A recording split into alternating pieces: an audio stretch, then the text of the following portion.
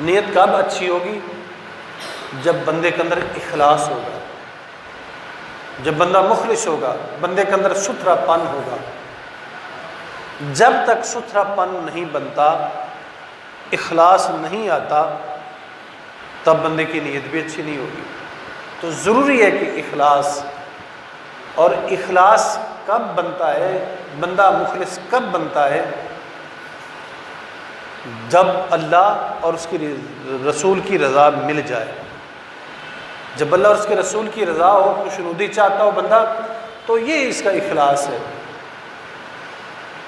کہ بندے کے دل کے اندر یہ ہو کہ میں جو بھی عمل کروں وہ اللہ اس کے رسول کو دکھانے کے لیے ہو، ان کو راضی کرنے کے لیے ہو۔ میں یہ کام کروں تو اللہ اس کا رسول راضی ہوگا، تو پھر یہ بندے کا عمل مبارک ہے۔ پھر معلوم ہوا کہ اس کا اخلاص بھی ہے، اس کی نیت بھی اچھی ہے، اس کا عمل بھی اچھا ہے۔ تو ہماری ہر ممکن ہر لحظہ کوشش یہ ہونی چاہیے کہ اللہ اس کے رسول راضی ہو جائے۔ میں جو کام بھی کروں، میری جو نیت بھی ہو، اس لیے ہو کہ مجھ پہ اللہ اس کے رسول راضی ہو جائے۔ اور یہ مقام رضا ہے، اور یہ بہت بڑا عمل ہے، یہ بہت بڑا عمل ہے۔ ہمیں ہر ممکن کوشش کرنی چاہیے، ہر وقت اس ڈگر میں لگے رہنا چاہیے کہ ہم سے اللہ اس کے رسول راضی ہو جائے۔ ہم مسجد میں ہوں، مدرسے میں ہوں، ہم گھر میں ہوں، دفتر میں ہوں، سکول میں ہوں، بازار میں ہوں، دکان میں ہوں، منڈی میں ہوں، کسی بھی پلیٹ فارم پہ ہوں، ہماری اگر یہ نیت بن گئی کہ آج کے بعد میں نے وہ عمل کرنا ہے کہ جس سے اللہ اس کے رسول خوش ہوں، تو یہ ہماری نیت، اخلاص اور ہماری کوشش، ہماری سعی یہ مبارک ہے۔ اور اگر اللہ اس کے رسول کی رضا مقصود نہیں ہے تو پھر سمجھ لو کہ ہمارا سب کچھ برباد ہے، ہمارا سب کچھ برباد ہے۔ اس وقت بھی، اب بھی ہمیں جو اپنے ہر روز و شب کے اندر، ہمارے ہر کاروبار کے اندر، ہر کام، ہمارے ہر عمل اور فعل کے اندر،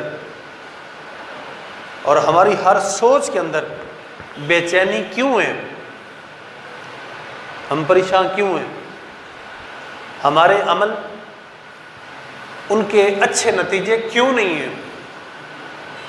ہمارے اعمال کے اچھے نتیجے کیوں نہیں ہیں؟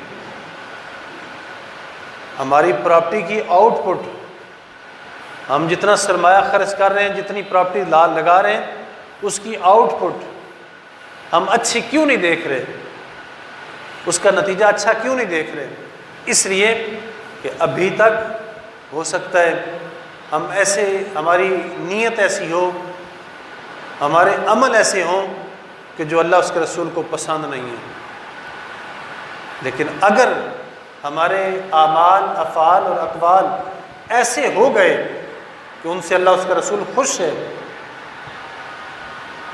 تو یقیناً سمجھ لو کہ ہم سے کوئی دنیا کا بندہ، کوئی دنیا کی طاقت، وہ خوش ہو یا نہ خوش ہو، یقیناً اللہ اس کے رسول خوش ہیں، تو پھر سمجھ لو کہ ان کے نتائج اچھے ہوں گے۔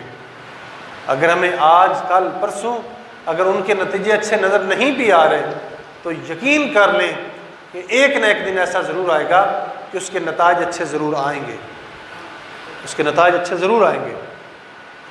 اگر ہماری کوشش اور اگر ہمارا معیار یہ بن چکا ہے کہ میں نے کسی اور کو راضی نہیں کرنا، کوئی مجھ سے راضی ہوتا ہے یا نہیں ہوتا، مجھے کسی کی پرواہ نہیں، میں نے اللہ اس کے رسول کو راضی کرنا ہے، تو پھر سمجھ لو کہ ہمارا وہ عمل وہ مقام رضا کو پہنچ چکا ہے، وہ عمل اللہ کی بارگاہ میں مقبول ہو چکا ہے۔ جو کام بھی، چاہے چھوٹا کام ہو چاہے بڑا کام ہو، جتنی بڑی بھی اور جتنی چھوٹی بھی نیکی ہو، اچھا کام ہو، وہ سمجھ لیں وہ اللہ کی بارگاہ میں مقبول ہو کے رہے گا۔ وہ کبھی نہیں ہو سکتا کہ جس کام سے اللہ اس کے رسول راضی ہوں تو وہ کبھی، وہ صحت سے، معیار سے وہ کام گر جائے، یہ کبھی نہیں ہو سکتا۔ جس کام سے اللہ اس کے رسول راضی ہیں، اللہ اس کے نبی صلی اللہ علیہ وسلم راضی ہیں، ایسا عمل چاہے ساری دنیا اس کو ریجیکٹ کر دے، ساری دنیا نظر انداز کر دے، ساری دنیا راضی نہ ہو، ساری دنیا اسے شاباش نہ دے، نہیں دیتی نہ دے، لیکن وہ عمل اگر اس بارگاہ میں مقبول ہے تو پھر تمہیں مبارک ہو کہ وہ عمل اللہ رب العزت کو، اس کے نبی صلی اللہ علیہ وسلم کو پسند ہے، تو تمہیں مبارک ہو، وہ اس کی بارگاہ میں مقبول ہو چکا ہے۔ اور انشاءاللہ ایک نہ ایک دن ایسا ضرور آئے گا کہ اس کے نتائج اچھے ضرور ملیں گے، اس پر اجر عظیم، اجر کبیر ضرور مل کے رہے گا۔ تو اس لیے ہر کام میں، ہر عمل میں اخلاص ہونا چاہیے، اور وہ اخلاص ہو کہ جس کے اندر اللہ اس کے رسول کی خوشنودی ہو، اس کی رضامندی ہو۔